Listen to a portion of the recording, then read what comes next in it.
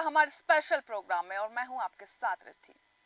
आज नेस्ले की एक शानदार जबरदस्त मार्केटिंग स्ट्रेटेजी की कहानी आज के स्पेशल प्रोग्राम में बताएंगे, जो चाय के देश जापान में घटी। कैसे इस देश में नेस्ले ने अपनी कॉफी को जीरो से हीरो बनाया। जब बात बड़ों से नहीं बनी तो बच्चों का सहारा लिया। अपने प्रोडक्ट को प्रमोट करने और बाजार में स्थापित करने के लिए कंपनी कितने ही जतन करती है। तमाम ऑफर्स को लेकर स्कीम लॉन्च करती है। बड़े बड़े लोगों को ब्रांड एम्बेसडर बनाने पर करोड़ों खर्च करती है। इतना सब करने पर अगर कोई प्रोडक्ट सुपर फ्लॉप हो जाए तो फिर जाहिर सी बात है कि कंपनी अपना बोरिया बिस्तर समेट लेगी। लेकिन अगर कंपनी का नाम नेस्ले हो तो शायद ऐसा नहीं होगा। कंपनी दम भरेगी, वो भी 40 साल इंतजार करेगी बच्चों के जवान होने का, और फिर बिजनेस करेगी अरबों का। जी हाँ, बात है वर्ल्ड वॉर सेकंड की, जब जापान ने सरेंडर किया। उसी के साथ वर्ल्ड वॉर सेकंड खत्म हो गया, मगर ठीक समय नेस्ले ने अपना व्यापार इस समय देश में स्टार्ट किया था। आगे क्या हुआ वो हम आपको बताएंगे, लेकिन आप पहले अपनी कॉफी का एक घूंट भर लीजिए। और वही कॉफी जो हमारे कहने से आपने बना ली है। सवाल ये है कि तबाह हो गए जापान में पश्चिम की कंपनियों ने क्या देखा। इनको दिखा आपदा में अवसर, जो भारत को कोरोना काल में दिखा था। अमेरिका ने जापान के हिरोशिमा और नागासाकी पर बम पटक कर उसको बर्बाद कर दिया, तो दबाव में दब चुके जापान ने अपने दरवाजे दुनिया के लिए खोल दिए। वैसे ही अमेरिका का ये तरीका कोई नया नहीं था। उस पर हमेशा से इस नीति पर काम करने के आरोप लगते रहे हैं कि एक देश को बर्बाद करो और फिर उसी से व्यापार करो। इसकी लिस्ट लंबी है। इस तरीके को अगर अपने हिसाब से समझा जाए तो क्रिस 3 के विलन काल का फंडा समझ लीजिए। पहले खुद बीमारी फैलाओ, फिर इलाज के नाम पर अरबों कमाओ। खैर, बर्बाद जापान में कई कंपनियों के साथ नेस्ले भी आया। सन 1966 में हेनरी नेस्ले ने इस कंपनी को स्विट्जरलैंड में स्टार्ट किया। बेबी फूड से अपना बिजनेस स्टार्ट करने वाली कंपनी साल 1905 में एंग्लो स्विस कंपनी में मर्ज हो गई। कुछ ही सालों में कंपनी का कारोबार अफ्रीका, एशिया, लैटिन अमेरिका और ऑस्ट्रेलिया तक फैल गया। पहले विश्व युद्ध के ठीक पहले का दौर कंपनी के मुताबिक उनके लिए एक्यूप्यू मतलब ब्यूटीफुल एज जैसा रहा। 1914 और 1918 के पहले विश्व युद्ध के टाइम भी कंपनी खूब फली फूली। हालांकि 1919 और 1938 तक दुनिया की हालत अच्छी नहीं थी, मगर कंपनी ने साल 1921 में नेस्कैफे कॉफी को लॉन्च कर दिया। ये कंपनी का सुपर हिट प्रोडक्ट था, जिसको लेकर वो दूसरे वर्ल्ड वॉर के बाद जापान समेत अमेरिका और यूरोप मार्केट में भी दाखिल हुए। विश्व युद्ध के बाद पश्चिम की कई कंपनियों को जापान में बहुत उम्मीदें नजर आ रही थीं। नेस्ले को भी अपनी फ्लैगशिप प्रोडक्ट नेस्कैफे से बहुत उम्मीदें थीं, लेकिन बड़ा बिजनेस तो दूर की बात है, जापानीज को इसका एक घूंट भी भरने को तैयार नहीं थे। इसकी वजह इस देश का चाय प्रेमी होना था। जापान में चाय कोई पदार्थ नहीं है, बल्कि उनकी जीवन शैली का हिस्सा था। उस जमाने में भी वहां कैफे हुआ करते थे। नेस्ले ने हर जतन किया, जापान के लिए अलग से प्रोडक्ट बनाए, खूब विज्ञापन किया, फ्री सैंपल बांटे, कीमत भी कम रखी, काफी कुछ कर रखा था, मगर कॉफी के लिए कोई तैयार नहीं था। साल तो छोड़िए, दशक के दशक बीत गए, लेकिन जापान और चाय का प्रेम जारी रहा। कोई और कंपनी होती तो कहती बस काफी हुआ, बस चलते हैं, मगर नेस्ले डटी रही। फिर आया साल 1975, कॉफी और फ्रांस का कनेक्शन इसमें जाहिर तौर पर बयां किया गया। नेस्ले ने साल 1975 में मशहूर साइक्लो एनालिस्ट कोल्टायर को जापान बुलाया। साइक्लो एनालिस्ट मतलब वो व्यक्ति जो इंसानों के मनोभाव को समझने की कोशिश करता है। कोल्टायर इस विधा के ज्ञानी थे और साथ में लोगों को अपना कल्चर को लेकर तगड़े इमोशन होते थे। उसको समझाने में भी उनकी मास्टरी थी। फ्रेंचमैन ने कुछ जापानियों को इकट्ठा किया और बढ़िया से म्यूजिक के साथ उनकी बचपन की मेमोरी को याद करने को कहा। हर किसी ने अलग अलग चीजों से अपने जुड़ाव की बात बताई। अंदाजा लगाना मुश्किल नहीं है कि पेय पदार्थ के नाम पर सिर्फ चाय का ही नाम आया। कॉफी तो कहीं दूर दूर तक नहीं सुनाई दी। कॉफी तो कहीं थी ही नहीं, क्योंकि उसका तो टेस्ट भी वहां के लोगों को पता नहीं था। उन्होंने बिल्कुल माँ के हाथ के स्वाद जैसा मामला था चाय के मामले में। हमें भी वो स्वाद कभी नहीं भूलता। जापानियों के लिए कॉफी मतलब पश्चिम से आया हुआ कोई बाहरी पेय पदार्थ।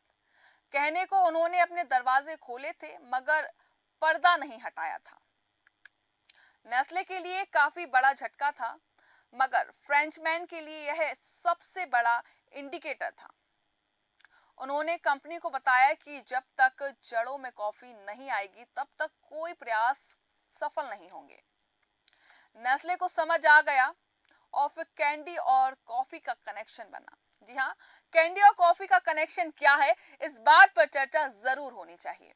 तो आइए आपको बताते हैं। कंपनी ने तय किया कि छोड़ो ही बड़े लोगों को बच्चों से स्टार्ट करते हैं। मतलब बड़े लोगों पर उनका टारगेट सेट नहीं हुआ, तो उन्होंने बच्चों को टारगेट बनाया। कंपनी ने कॉफी फ्लेवर वाली कैंडी को झड़ी लगा दी। हर जगह जहां बच्चे होते, वहां कंपनी की कई कॉफी फ्लेवर वाली कैंडी नजर आती। कॉफी वाली टॉफी टाइम मामला जमाना लगा और ये पूरा आइडिया काम करने लगा। बड़े होते बच्चों की जबान पर कॉफी का फ्लेवर चढ़ने लगा। हालांकि इसमें भी एक दशक लग गया, लेकिन साल 1985 आते आते उस दौर के जापानी युवा कॉफी पीने लगे, क्योंकि उनकी बचपन की याद में शामिल थी कॉफी। जब बच्चे पीने लगे तो फिर बड़े और बुजुर्ग भी हल्के फुल्के इसके घूंट लेने लगे। आज की तारीख में जापान 5 लाख टन से ज्यादा कॉफी आयात करता है। बताने की जरूरत नहीं है कि नेस्ले इस बिजनेस का काफी नहीं बल्कि सबसे बड़ा हिस्सेदार है। नेस्ले की इस स्ट्रेटजी को मॉडर्न जमाने की सबसे सफल मार्केटिंग स्ट्रेटजी में गिना जाता है। फिर क्या, नेस्ले का उत्पाद बढ़ता गया, उसका कारवा आगे चलता गया। नेस्ले के पास आज की तारीख में 2000 से ज्यादा उत्पाद हैं। इनमें coffee, milk shake, chocolate, soup, sauce वगैरह नेस्ले के सबसे प्रसिद्ध नेस्कैफे हैं, जो 1940 के दशक के अंत में लॉन्च किया गया। नेस्ले हमेशा अपने कारोबार में विविधता लाने का प्रयास करता रहा है। साल 1973 में कंपनी ने अपना चॉकलेट ब्रांड किटकैट लॉन्च किया, जो ग्राहकों के बीच पसंदीदा चॉकलेट ब्रांड में से एक उभर कर आया। नेस्ले आइसक्रीम, बेबी फूड और दूध उत्पाद भी बेचती है। इसी कड़ी में प्रचार प्रसार की रणनीति को समझना चाहिए। नेस्ले ने स्पोर्ट्स और आर्ट के आयोजनों के प्रोत्साहन के लिए कई आयोजनों को प्रायोजित किया। नेस्ले 2000 से 11 सालों के लिए बीजिंग संगीत समारोह का एक विस्तारित प्रायोजक रहा है। नेस्ले कई पोषण और फिटनेस मोर्चों पर ऑस्ट्रेलिया इंस्टीट्यूट ऑफ स्पोर्ट का समर्थन करता है। स्पोर्ट न्यूट्रिशन में फेलोशिप का फंड भी करता है। अब बात करेंगे कि जिसने कंपनी को खड़ा किया और जिसने रफ्तार दी, वो कौन है। जी हाँ, उनका नाम है हेनरी नेस्ले। फ्लेबर का एक छोटा सा शहर, स्विट्जरलैंड शहर, अपनी हरी भरी पहाड़ियों और शांत नदियों के लिए जाना जाता है। लेकिन इस खूबसूरत शहर की गूंज एक ऐसे नाम से सुनाई देती है जिसने खाद्य और पोषण की दुनिया को एक नई दिशा दी। उनका नाम है हेनरी नेस्ले। एक साधारण फार्मर से लेकर विश्व प्रसिद्ध खाद्य साम्राज्य से संस्थापक तक इस कहानी की शुरुआत हुई। लेकिन यह हमें सपनों को साकार करने की अद्भुत संभावना की याद दिलाता है। उनके सपनों की शुरुआत कुछ इस तरह हुई कि जब 10 अगस्त 1914 की सुबह जब फ्लेबर के एक छोटे से घर में हेनरी का जन्म हुआ, तो शायद किसी ने नहीं सोचा होगा कि यह बच्चा एक दिन खाद्य उद्योग का इतना बड़ा नाम बनेगा। हेनरी का परिवार एक साधारण जीवन जीता था। उनके पिता एक दवा निर्माता थे, उनकी माँ एक गृहिणी थी। घर का माहौल सामान्य था, लेकिन हेनरी की आंखों में एक विशेष चमक थी, जो भविष्य की दिशा को इंगित कर रही थी। बालपन से ही हेनरी ने अपनी जिज्ञासा और विश्लेषणात्मक सोच के साथ जीवन की समस्याओं को समझने की कोशिश की। वे फार्मास्यूटिकल में प्रशिक्षित हुए और जल्द ही उन्होंने एक महत्वपूर्ण समस्या का समाधान किया, नवजात शिशुओं के लिए उपयुक्त पोषण का अभाव। यह समस्या उनके दिल को छू गई और उनके मन में समाधान खोजने की गहरी इच्छा जागी। फिर इससे शुरू हुआ क्रांतिकारी प्रयोग की शुरुआत। 1967 में हेनरी ने अपने प्रयोगशाला में एक महत्वाकांक्षी परियोजना की शुरुआत की। उन्होंने एक नई तरह का आहार विकसित करने का ठाना, जिसे नवजात शिशुओं के पोषण के लिए तैयार किया गया। इस नए आहार का नाम था फरीना दूध और गेहूं का एक अद्वितीय मिश्रण। फरीना को विशेष रूप से इस तरह से तैयार किया गया था कि यह शिशुओं के लिए पोषक तत्वों से भरपूर हो और आसानी से पाचन योग्य हो। हेनरी ने फरीना के परीक्षण को अपने परिवार और मित्रों के बीच शुरू किया और परिणाम चौंकाने वाले थे। नवजात शिशुओं की सेहत में उल्लेखनीय सुधार हुआ। यह सफलता हेनरी के लिए एक प्रेरणा का स्रोत बनी और उन्होंने इसे व्यवसाय स्तर पर लाने का निर्णय किया। अब हुआ फिर नेस्ले कंपनी का जन्म। 1967 में हेनरी ने नेस्ले नामक कंपनी की स्थापना की। नाम से ही उन्होंने अपने परिवार की पहचान को जोड़ा, जिससे कंपनी की जड़ों में स्थिरता का संकेत मिले। नेस्ले की शुरुआत शिशु खाद्य पदार्थों के उत्पादन से हुई, लेकिन हेनरी की दूरदर्शिता ने इसे एक वैश्विक ब्रांड बना दिया। नेस्ले कंपनी की संस्थापना के साथ हेनरी की गुणवत्ता और नवाचार पर ध्यान दिया। उन्होंने इस पर ध्यान केंद्रित किया। उन्होंने उत्पादन प्रक्रियाओं में सुधार किया और नई तकनीकों का उपयोग अपनाया। फरीना ने स्विट्जरलैंड में ही नहीं बल्कि अन्य देशों में भी लोकप्रियता हासिल की। हेनरी ने अपने उत्पादों को वैश्विक स्तर पर पेश किया और उनका सपना साकार हुआ। इसलिए उन्होंने हर संभव प्रयास किया। अब बात करें कि वैश्विक पहचान की ओर उन्होंने क्या क्या कदम उठाए। हेनरी की मेहनत और दृष्टिकोण ने नेस्ले को एक वैश्विक ब्रांड बना दिया। उनकी कंपनी ने न केवल फरीना को अंतर्राष्ट्रीय बाजार में पेश किया, बल्कि अन्य खाद्य उत्पादों की रेंज भी बढ़ाई। उन्होंने चॉकलेट और कंडेंस्ड मिल्क जैसे नए उत्पाद पेश किए, जो नेस्ले के व्यवसाय की ओर से विस्तारित करने के लिए बहुत मददगार साबित हुए। नेस्ले के उत्पाद विविधता ने इसे एक प्रमुख खाद्य उद्योग में बदल दिया। हेनरी ने अपने उत्पादों की गुणवत्ता और नवाचार को हमेशा प्राथमिकता दी, जिससे नेस्ले का नाम हर कोने में प्रसिद्ध हो गया। अब बात करें कि उन्होंने समाज की सेवा किस प्रकार की। हेनरी ने केवल व्यावसायिक सफलता पर ध्यान नहीं दिया, बल्कि समाज की भलाई के लिए भी काम किया। उन्होंने शिशु पोषण स्वास्थ्य के क्षेत्र में कई सामाजिक परियोजनाओं का समर्थन किया। उनके लिए कंपनी का उद्देश्य केवल मुनाफा कमाना नहीं था, बल्कि समाज के सबसे कमजोर वर्गों, नवजात शिशुओं की भलाई में भी योगदान देना था। हेनरी ने अपने व्यक्तिगत और व्यावसायिक संसाधनों का उपयोग समाज की भलाई के लिए किया। उन्होंने कई स्वास्थ्य परियोजनाओं और समाज सेवा कार्यक्रमों को समर्थन दिया, जिससे उनके योगदान का असर व्यापक रूप से देखा गया। उनकी दृष्टि थी कि एक स्वस्थ समाज की नींव मजबूत पोषण से रखी जा सकती है, और यही कारण था कि उन्होंने इस दिशा में गंभीर प्रयास किए। अब बात करें कि उन्हें परिवार का सहयोग किस प्रकार से मिला। हेनरी की व्यक्तिगत जिंदगी में भी बहुत महत्वपूर्ण योगदान दिया। उन्होंने 1843 में एमा हेज से विवाह किया। एमा ने न केवल हेनरी की व्यक्तिगत जीवन में महत्वपूर्ण भूमिका निभाई, बल्कि उनके व्यावसायिक जीवन में भी सहयोगी की तरह काम किया। उनकी साझेदारी ने नेस्ले कंपनी के विकास में महत्वपूर्ण योगदान दिया। एमा की सलाह और समर्थन ने हेनरी को कई महत्वपूर्ण निर्णय लेने में मदद की। उसका साथ और सहयोग ने कंपनी की सफलता की ओर मजबूती प्रदान की। एमा के बिना हेनरी की यात्रा की कहानी अधूरी होती है। उनकी साझेदारी ने न केवल व्यावसायिक सफलता को आकार दिया, बल्कि व्यक्तिगत जीवन को भी संतुलित किया। अब बात करें नेस्ले की विविधता और नवाचार के बारे में। हेनरी की दूरदर्शिता ने नेस्ले को केवल शिशु खाद्य पदार्थ तक सीमित नहीं रखा। उन्होंने समय के साथ अपने उत्पादों की रेंज को बढ़ाया। चॉकलेट, मिल्कशेक और अन्य खाद्य पदार्थों को पेश करके उन्होंने नेस्ले को खाद्य उपयोग में एक प्रमुख खिलाड़ी बना दिया।